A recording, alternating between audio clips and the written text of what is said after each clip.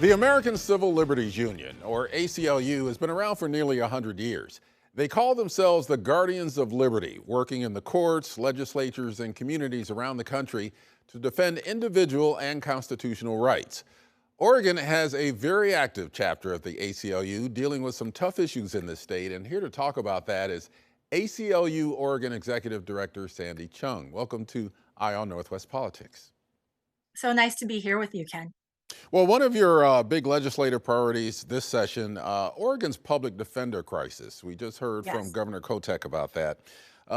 Just to reiterate the numbers, the American Bar Association estimates that we're about 1,300 public defenders short, which is only 31% of what we need. What's the effect of that shortage from your standpoint, and what's the ACLU doing on that front?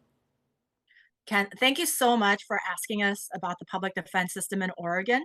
This is an incredibly important issue area for us. Let me take a step back and explain for our viewers what public defense means. Under federal and state law, all people in the US have the constitutional right to have a lawyer represent you during criminal proceedings. The basic idea is you shouldn't be sent to prison without having an expert, a lawyer, represent you in these processes. Unfortunately, because the public defense system in Oregon is not resourced at the level that it needs to be, there have been hundreds of Oregonians who have not been appointed a lawyer, even after being charged with a crime by the state of Oregon, even though this is a violation of their constitutional rights. So, from the ACLU standpoint, is there anything in terms of action or advocacy that you can do to help alleviate this crisis? Yes. Ken, one thing I wanted to mention is people will say this is the public defense system in Oregon in crisis, but that's an inaccurate framing. This is actually a crisis of the overall criminal legal system in Oregon. When you try to criminalize too many things, when you try to criminalize everything, there's never going to be enough money and resources to go around. And so, what's really important is we need lawmakers, prosecutors, and judges to be really intentional with how they're allocating criminal legal resources, that those resources are being allocated to those issue areas that really affect the safety and wellness of our communities. But right now, we don't see that happen because in addition to allocating resources to those really safety related crimes, we also see a lot of low level crimes that don't impact safety being criminalized.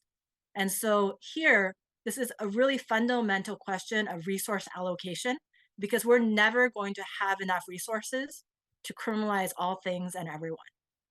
Along those lines, before she left office, Governor Brown pardoned thousands of people who had marijuana convictions and forgave almost $14 million in fines for convictions that are no longer crimes today. Yes. What's the ACLU take on that?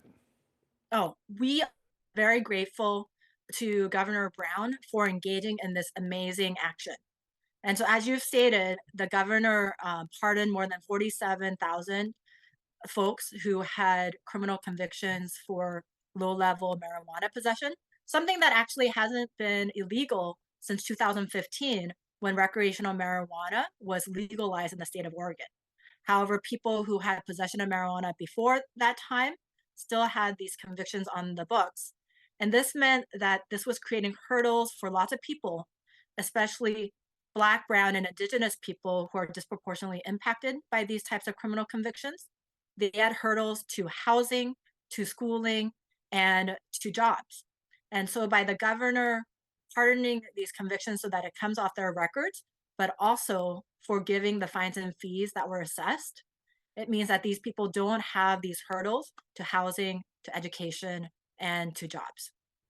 In Portland, we're still figuring out the mayor's plan for mass homeless camps sanctioned by the city.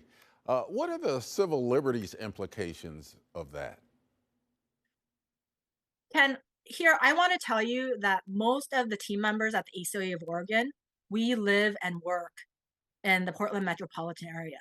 And we care deeply about the issue of houselessness and the houseless community. And we want real solutions here.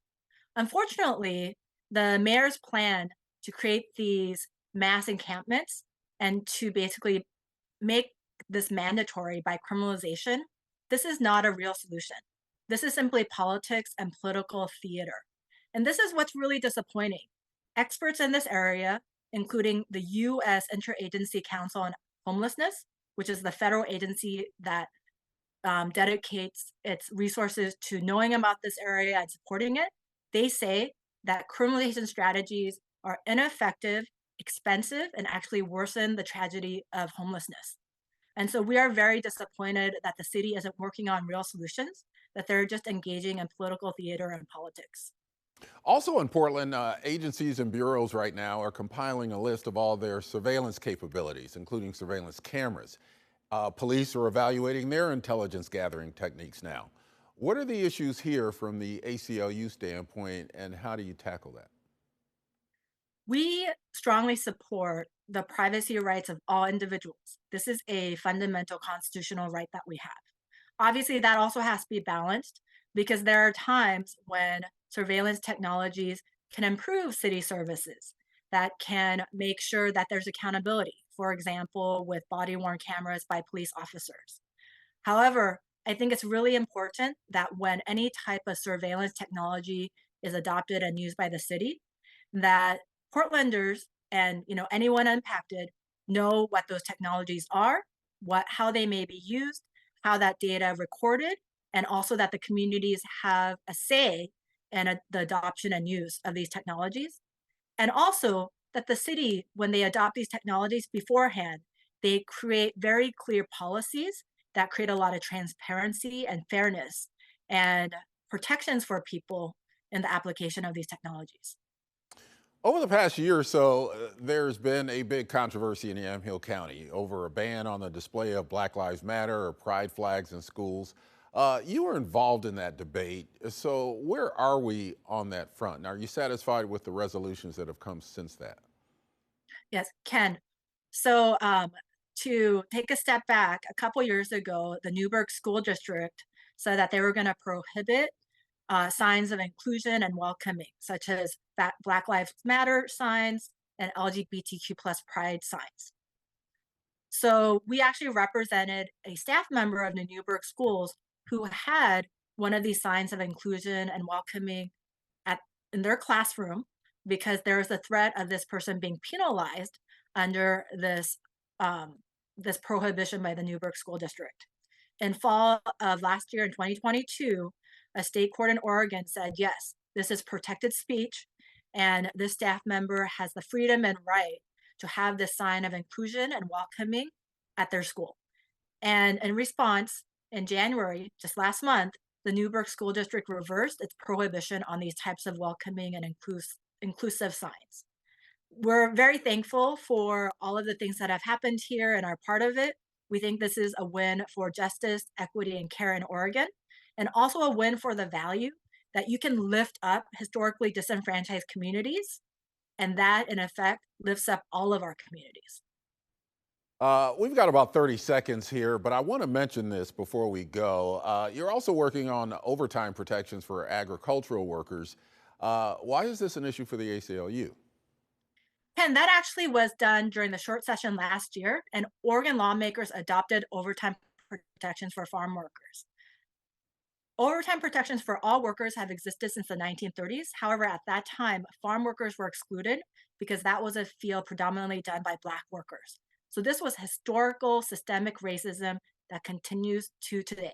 So most recently, in the current times, a lot of agricultural work is done by Latinx workers. So again, systemic racism in action. Last year, the Oregon legislature said, enough, we're going to make sure that agricultural workers have overtime protections. And an important fact here is before the overtime protections, agricultural workers on average were making less than $20,000 a year. Very difficult salaries to live on. And so we were very thankful for the legislature for doing this historical step in Oregon and creating overtime protections for farm workers. Well, we have to go now. Thank you very much, ACLU Oregon Executive Director Sandy Chung. We appreciate you joining Eye on Northwest Politics. Thank you so much, Ken. Very happy to talk to you.